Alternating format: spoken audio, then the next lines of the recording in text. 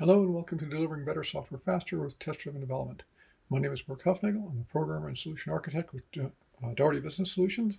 I've been involved in the Java community for a while and got a chance to do some cool things. And here today to talk to you about test-driven development. Goals today are introducing TDD, succeeding with TDD, and then getting started with TDD in the real world. And then I'll have a little quick summary and be done. So introducing TDDs up first. Before we get started, though, I found there's some common concerns people have, and I want to get those addressed early so that they don't cause problems. The very first of these is TANSTOFL.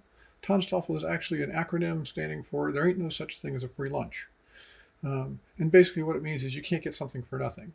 So test-driven development is going to give you a lot of benefits, but it does take time to get used to it, and during that time, you're going to see a dip in your performance, right? This is absolutely normal. Anytime you learn a new tool, anytime you learn a new language, new process, you have a period of time where you're still trying to do the old one by habit. And so it takes a little bit of time to get used to it. Once you do, though, your performance will be higher than it was before. That's the whole point of this. So test-driven development. TDD is an efficient three-step process. It came out of extreme programming, which is something that Kent Beck published a book on in the late 1990s, I believe. And test-driven development was actually one of the practices in that book. So the three steps are: first, you write a failing unit test or failing automated test. This part is called red because when you run the test, your indicators are red saying there was a failing test. The second step is to write the code to make that test pass. Right? This is also called green because the indicators turn green when you do so. The third step is called refactoring. And refactor means you're going to clean up any kind of mess you made during the first two steps. The refactor does not get a nice color name because when you're refactoring, it should stay the same. The status indicator should stay the same color. Right? So refactoring is doing things like coming up with a better method name or getting rid of duplicate code, those kinds of things. You can change the implementation, but you can't change the external behavior when you're refactoring. So if the status code goes red, you're not refactoring anymore. Okay? So we talked about an automated test. An automated test is the key to the whole thing, and this is what it looks like. We'll do one for a stack. So we'll declare the class, the @test annotation. This is a test for JUnit. So the @test annotation tells JUnit that this method should be called as part of the test suite. The method name describes what this is testing. So calling pop should return the last value pushed, which is normal stack behavior. I like to put comments inside of a unit test like this to give it structure, to let me know what's going on, and so that somebody else who's not aware of what the code's supposed to do, let them have an idea as to what's happening here as well. So for this, we're going to do the following. Given that 42 and 23 are pushed onto an empty stack, when pop is called, it should return 23 because that's the last value. Right? So we'll create an instance of the stack. We'll push 42. We're going to create a variable called expected value and push that. The reason we're doing that is because we'll need that value later on. So now, in the part that we're actually testing, actual value is equal to stack.pop. And then we have the assert equals for the expected value and the actual value. This is a critical piece. This is what actually makes it an automated test. If you don't have some kind of assertion like this, then the code is not testing itself, and somebody's going to have to go in and see if it's working or not. In addition, the test will always pass, right? So you're going to get fake positives. So you need that assert at the end to verify whether the code is behaving as it's supposed to. So now what makes TDD efficient? Well, there's a few things. First is your tests are based on requirements, the system requirements, right? And what that means is you're going to write tests for all of the things that have to be done in order for whatever program you're working on to be complete. Okay. What this means, though, too, is since you're writing production code to make the tests pass, and the tests are based on requirements, you're only writing the production code that you actually have to have in order for this program to work. Right? You're not writing code that you think you might need at some point in the future. That would be a waste of time because it's not being used. Okay. This also lets us decouple design from implementation. So what that means is while you're writing a failing test, you're thinking from things as a user would. So you're thinking about design. What's the best class name for this? What method name describes what's happening best here? What parameters should I be passing in? What parameters do I want to pass into it? Okay. Then when you get to the implementation side, making the test pass, you're looking at it as a programmer thinking, okay, what's the most effective way for me to write this code so that I'll get the behavior that I want? Okay. And then, of course, refactoring, well, we'll get to that in a sec.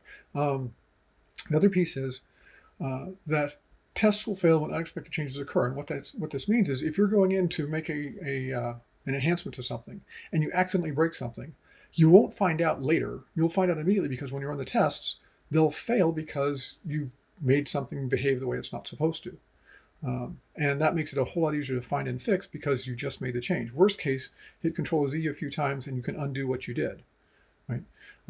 Getting back to refactoring, refactoring is really the superpower for TDD. It's what makes it so easy to modify and maintain your code because you're constantly cleaning things up. You're constantly looking for better ways to make the code better, meaning easier to understand, easier to work with. Okay. So let's take a look at what a common process versus the TDD process. If you're not doing TDD, you're probably doing something like this. You read the requirements, you do some analysis, you write the production code, some production code, then you manually test it. If you find any problems, you're going to use the debugger to find and fix the bugs, right? And then you go back to manually testing the code because the first bug may hide other bugs behind it. So this is your first feedback loop. You're seeing how are things working compared to what you expected. So you manually test the code, fix any bugs. Eventually, you're not finding any more bugs, so you can now go back and write some more production code.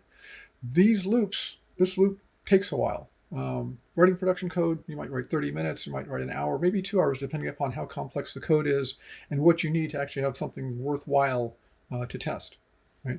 Manually testing the code takes some time. You can spend time in a debugger, hours on a really tricky bug. So this loop is hours long, basically. But eventually, your production code is ready, and you can turn it over to QA. Now, QA is going to test the code, and they're probably going to find some bugs. So that goes back to your analysis stage. You have to figure out what did I do wrong, and how do I fix it. Then you go back into writing code. Okay. Eventually, when you hand it to QA, they don't find any more bugs, and you can turn it over to user acceptance testing. They're probably going to find bugs because user acceptance testing is looking at the system requirements. What's it supposed to do? They may have changed their mind. They may have added something. Those count as bugs because we have to make it work.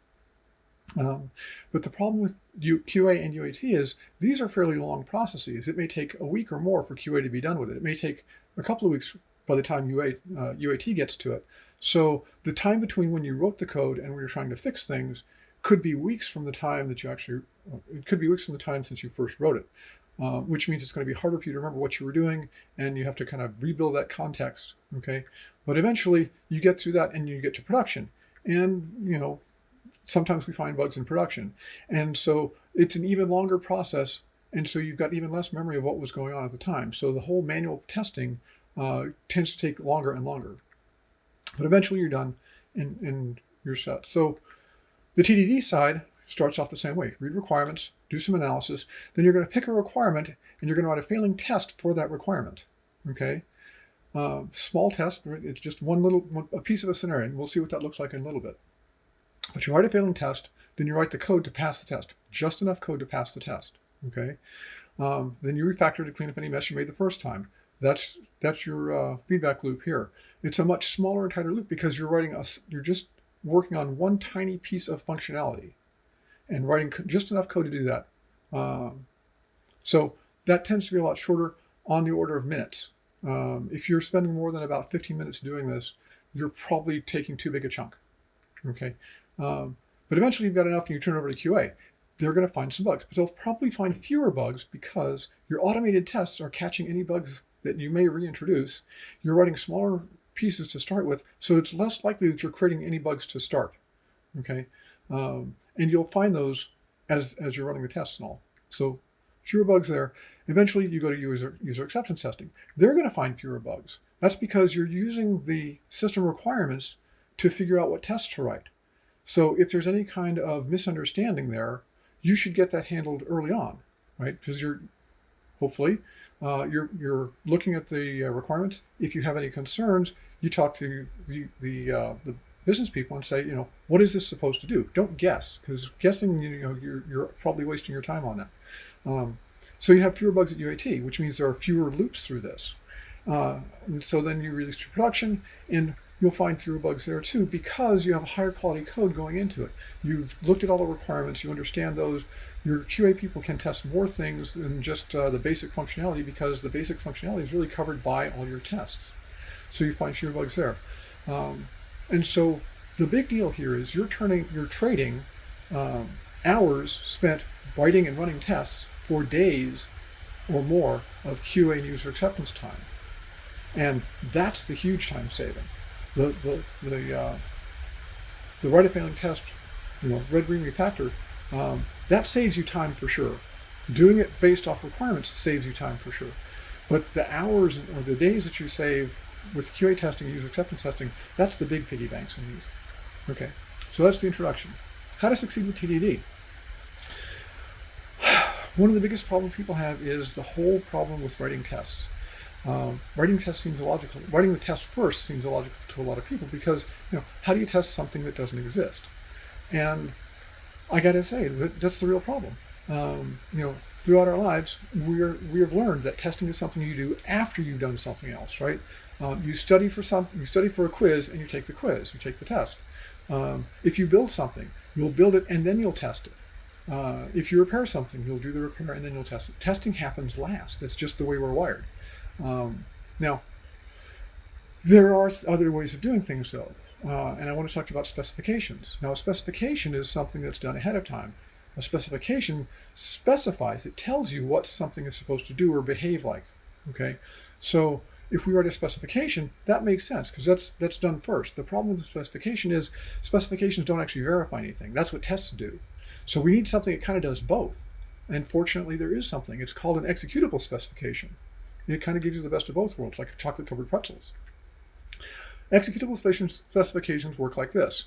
You start with your requirements, because that's the one thing you know for sure. This is what the system is supposed to do, right? So based on the requirements, which means you have to understand those requirements in detail, right? You can't guess, and you need to ask the business folks if you have any concerns.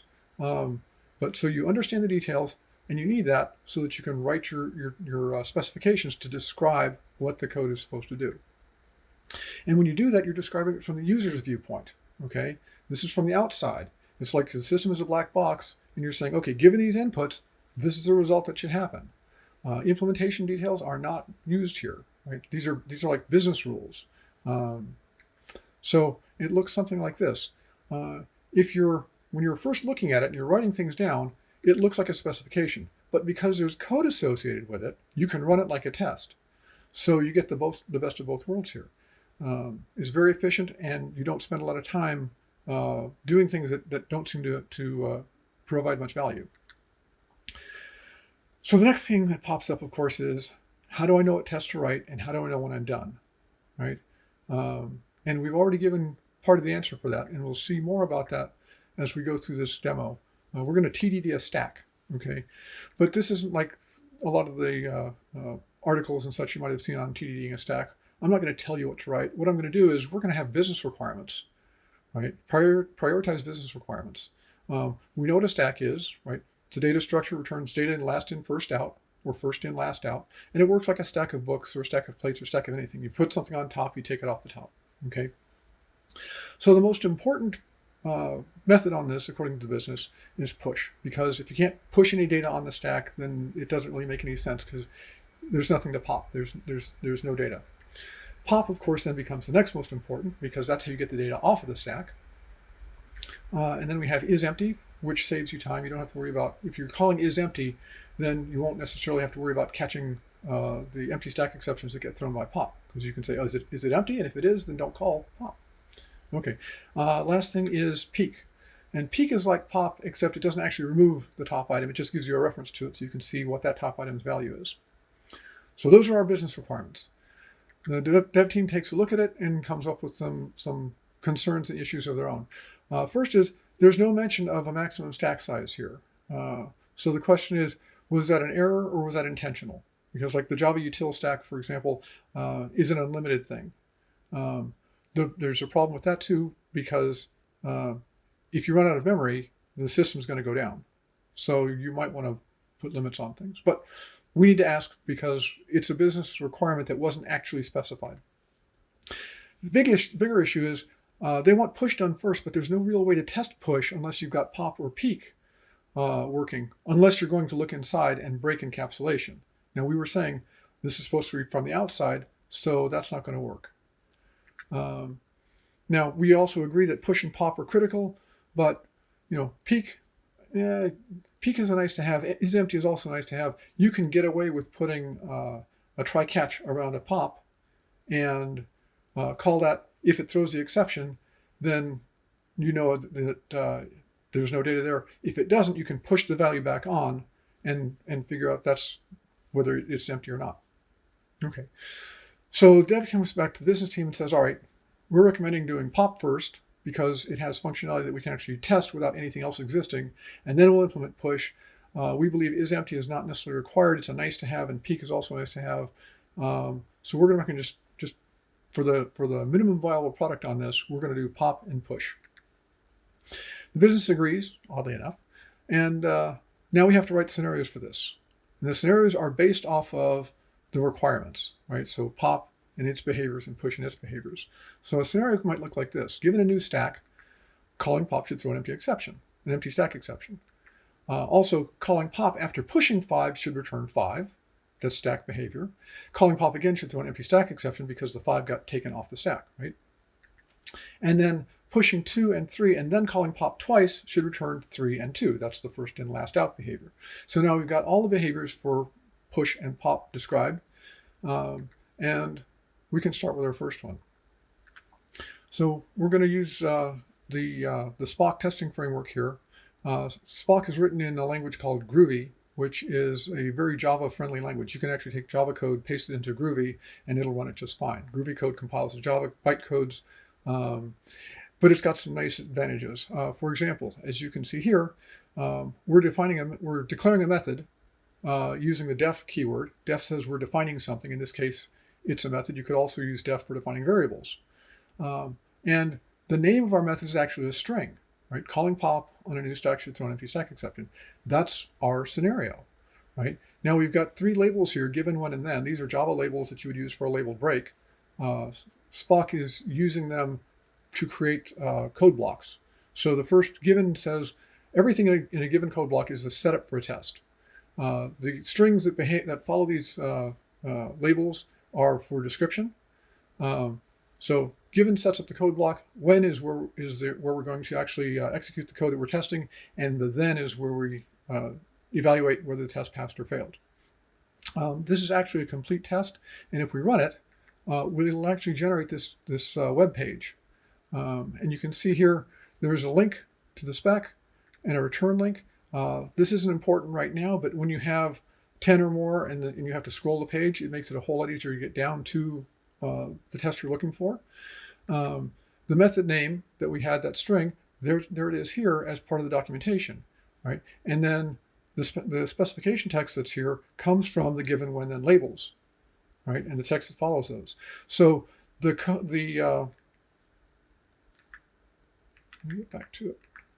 So right here, the text we're putting in there is actually part of the code, and it actually has value. It's also something that your brain's going to pay attention to because it's not commented out, right? In the JUnit test, I had comments that described what was going on, but because it's commented out, it's also in gray, and we learn to ignore comments because they're generally not useful, right? They're most of the time they're out of date or just completely wrong. But this is actually part of the text, and so it's highlighted and your brain pays attention to it. So the next step is to actually write the code. So now we're writing the test before we write the production code. Isn't this the same problem? Yeah, not really. We actually have help here too with Uncle Bob's 3 laws of test-driven development. The first law is you're not allowed to write any production code unless you've got a failing test. And the second law is you're only allowed to write enough of a test to fail, and not compiling counts as a failure. And the third rule is you're only allowed to write enough production code to make the failing test pass. Okay, fairly simple stuff, but it gives you a very tight feedback loop, which means you see very quickly how things are going. So let's see what it looks like here. we're going to start off with creating a new stack. So we're using the def keyword to create a stack variable. We're calling stack, but stack doesn't exist, so we have to create a stack class. Okay, the compiler is happy, we can go on. So we're now going to call stack pop. Okay, once again, it doesn't exist, so we'll have to create it. And notice there's no logic in there, but the compiler's happy. We've written just enough production code to make the test pass. Okay, in this case, to make the compiler happy. The last thing is that we're going to call this thrown exception. Thrown is a keyword that returns true if the exception that you define was thrown and false if it doesn't, right? And because we're inside of a then block, anything that's in a then block that evaluates to a Boolean is treated as if there was an assertion. So when thrown returns true, the test passes. If thrown returns false, the test fails. So we run the test right now, and what we'll get is, yeah, it failed because pop doesn't actually throw empty stack exception like it's supposed to. So we're going to do just enough to make the test pass, and that is have pop throw a new empty stack exception. At this point, the test passes, and the next step, of course, is to refactor. So we had red, we had green, now we're in the refactor phase. We take a look at the code. There's no duplication. Class names seem fine. Method names seem fine. We're good. So on to the second scenario. So once again, we'll give it the specification using the values that came out of our scenario. Calling push and pop should return 5. Call pop again should throw empty stack exception. So we'll create an into the stack, which exists, so the compiler's happy. We'll push 5. Okay, push doesn't exist, so we have to create that method. Now, once again, there's no logic in there because we're writing just enough to make the compiler happy. Now, this is an expect block. An expect block is a combination of a when and a then. So it's going to do something, and it's going to try and evaluate it. So we're calling pop and seeing if it equals 5. If it does, we continue. If it doesn't, it's going to throw it's going to fail the test. Okay. So now we call pop a second time, and then we declare that we should get an empty stack exception. Okay. So when we run the test, it fails because when we tried to compare against 5, we got an exception. Now, if we take a look at the generated documentation for this, you can see that we've got now both tests here. The green link means the test passed. The red link means it failed. And then down here, where the actual error is, this is the same information that we got when we ran the test and saw the information there from the actual report. You can see the line of code that failed. It shows you what the expected value was. It shows you what the actual value was. In this case, we've got an empty stack exception thrown. And then we have a filtered stack trace here. You'll notice the lines that are here are just our code. It's not showing all the other stuff that we can't actually do anything with. It's just the code that we wrote. And so you don't have to kind of scroll through and look for something. Where's my code so I can see where the error was? Okay, so the problem is that when it calls pop, we're throwing an empty stack exception. So we need to get a value because we're testing for 5. So we can declare that push stores a value, pop returns a value. We'll have to actually declare that value in the stack so that we can share it between the push and pop. We run the test again. Okay, now we're getting an empty stack exception, which is what we expected, but we're not getting where we expected it to happen. So it's not failing for the right reason. In fact, we've got 2 tests that are failing. Why? Because pop is no longer throwing an exception. Okay, so we need to fix pop. So the first thing we'll do is make some space. And now we'll go ahead and put in the code, say, if value is null, throw the stack exception. But that'll work the first time, but now we have to actually have it so that when we return the value, we null the value and return the top value. So we'll create a temporary value to hold it, nullify value, and then return that top. And when we run the test this time, it all passes.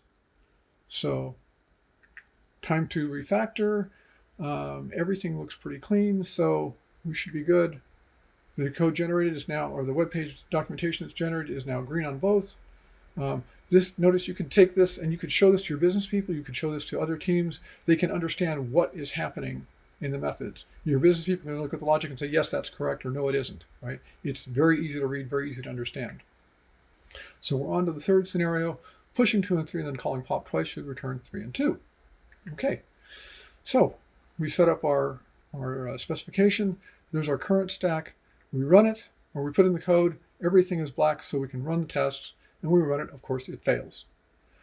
And it's failing because we only have a stack that holds 1 item. So when we push, it just overwrites the current item with the new one. And when we pop, the first one that pops gives us an empty stack, and then we get the exception. So we need to fix that. So instead of a single integer, we'll use a list. And then we'll change, now of course push and pop are broken, so we need to change the logic there to use the methods that are available for a list. So once again, very simple changes, and we'll run the test, it passes. I need to go ahead and reformat push because that's, that's kind of ugly, so we'll refactor. First thing we need to do is look at the variable. The variable says value, that's a singular, but we've got a list which is plural, so we should make it values. And then we'll fix push, and then we'll fix pop. Get rid of this. And run the test again, it still passes, so we're good. That's all the scenarios, so our MVP is done. Now, there's one more thing we can do to make things a little more useful for people. Spock has an annotation called narrative. It says @narrative at the top.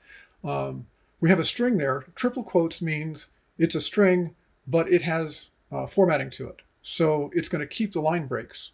So if I go ahead and run the tests here now, what we get is at the top, there's this narrative text, right? And you can put whatever kind of descriptions you want in there. But it gives the reader more context for the specifications, right? And the common concern about writing tests. We're writing all these tests, but what happens if we have to change the implementation? Then we have to rewrite the test, right? Let's take a look. Here's our stack class. And let's suppose we can't use list. We need to do something else. Business is concerned that, oh yeah, we could run out of memory and the whole system would crash. So let's set an array instead, and we'll give it a maximum value or something. So if we change this to use an array instead, okay, a lot of things have changed here. On the right side, you can see what the old code was for doing things. But now we've got an array. We have to have a values count to keep track of how many values we actually have pushed on the stack. And so in push, we're incrementing it. In pop, we're decrementing it. Lots of changes. But all the tests still pass. And why is that? Because none of the tests are dependent upon the implementation. That's why it's important to do that. If your tests have the implementation in them, then they're brittle in the way that these people are concerned about. Now, sometimes you might have to do that, but by and large, like 90% of the time, you can write tests that do not have any kind of implementation dependency. Okay, TDD in the real world. How do I do this at work? Okay, I'm going to recommend extreme TDD. So far we've talked about it, and we've talked about test-driven development, unit tests. Extreme programming had the idea of if something works well, do it all the time. So what if you do something like this? Start with an unmet user requirement, write a specification, right? So your specification to create a failing UI test, whatever your UI is, either an API or a GUI. If it's a UI, use that to create a failing API test. Use that to create a failing service test. Use that to create a failing unit test, and then make that unit test pass, refactor. Once you get enough of those, the service test passes, you're refactoring to clean. Once enough of those, the API test passes, the UI test passes, and eventually that scenario for that requirement passes, just kind of like what we just did with the stack. When enough of the scenarios pass, the requirement passes, you have something that's shippable, right? And you've built a slice of just the code you need for that requirement. Okay, you need practice writing unit specs. How are you going to do that? Well, first, this is why. If you do the extreme TDD, you're going to have a similar situation with your test. You're going to have a lot of unit tests. You're going to have some integration tests. You're going to have fewer end-to-end tests. And this is good because unit tests are fast and accurate, which means they run quickly, like in terms of milliseconds. And they're accurate in that if the test fails, it's probably your code that failed, right? When you run an integration test, it's your code talking to some other code. So if the test fails, it may be because of the other code. You don't know. If it's an end-to-end test, it's even slower than that. And it's not accurate at all because anything between you and between the user and your code could fail, and it would still fail, right? So the database might have an issue. The network might have an issue. The computer itself might have a problem, and the end test would fail. You wouldn't help. The great thing about the unit tests is they give you a stable base that you can build on. Okay. So how do you write the unit test? Go Google for coding katas. Coding katas are problems that people write down so that they can practice different styles of coding or getting better at their IDE. But the important thing is they're coding problems. Okay. Code Wars, Coding Dojo, both have a lot of them. But you can also just Google coding katas and find a bunch. So what you do is you read the kata, look for requirements, take the requirements, write a scenario, take the scenario, write executable specs, make them all pass, refactor along the way. Remember to do that. And when you're comfortable with that, try doing this on something small at work. Okay. Another thing that you can do at work is something called defect-driven testing, which is sort of like TDD sideways. Instead of starting with requirements, you start with a bug. Okay. Once you find the cause of the bug, you write a test that fails because the bug is there. Then you go ahead and fix it, make sure the test passes, and when it does, refactor if you can. But check in both sets of code into your vision control system, right? And what happens is you're going to start seeing that you have clusters of bugs because there are certain areas of the code that are either being changed a lot and therefore tend to get buggy, or they weren't written as well as they should have been necessarily at the start, and there are bugs there. But by having those tests in those areas, it makes it easier to go in and fix those things without breaking something else. So defect-driven testing is a great way to get started with this too. Okay, summary. Here we go. TDD benefits, better understanding the requirements because you have to, right? Any incomplete or conflicting requirements, you're going to find those early. The incomplete ones you'll find while you're writing tests. You're going to look at it and go, wait, why don't we have something about this, right? We've got A and B, what about C? The conflicting ones you'll see, you'll have a test that you can't get to pass unless you break another test. And that tells you you've got conflicting requirements. And in those cases, you have to go to the business and say, hey, what are we supposed to do here? Right? We should not make that decision because that's a business thing. Since all the tests come from the business requirements, when you've got a conflict, the business needs to decide what to do. You have increased code quality. Because of the TDD, and because you're doing TDD and because you're refactoring, it's going to be easily maintainable. It's going to be highly cohesive because you'll refactor your code to get that way, and loosely coupled because you need to do that in order to be able to test. You'll have living documentation that's accurate and current. The documentation is going to get generated every time you run the tests, and it's going to be accurate because it has to be, otherwise your tests are going to be wrong. This documentation is usable by the business, by other teams, and by other devs on your team. You can also have people look at the source code for your tests, and they can see exactly how to use it and what kind of things to expect based on what they call. So remember, executable specification is really good. Live long and prosper. Thank you.